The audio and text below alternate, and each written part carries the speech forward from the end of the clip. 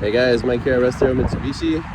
I got asked recently if it was better to lease or buy your vehicle, and I figured I'd share that with you guys what my answer would really be.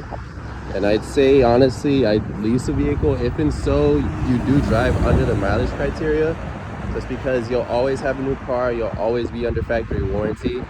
And if and so it's a thing that you end up loving the car and think it's a vehicle for you for like until it dies, and you can always buy it out at the end, and the residual value is usually a pretty good deal, and it's easier to get a lower payment when you're leasing, and then that way you finance the rest later and you can still keep a lower payment, which is nice.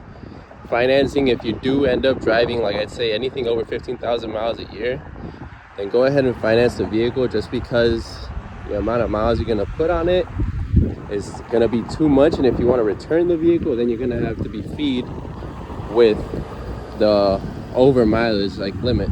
You're only limited to 45,000 miles, sometimes even up to 60,000 miles depending on your lease term.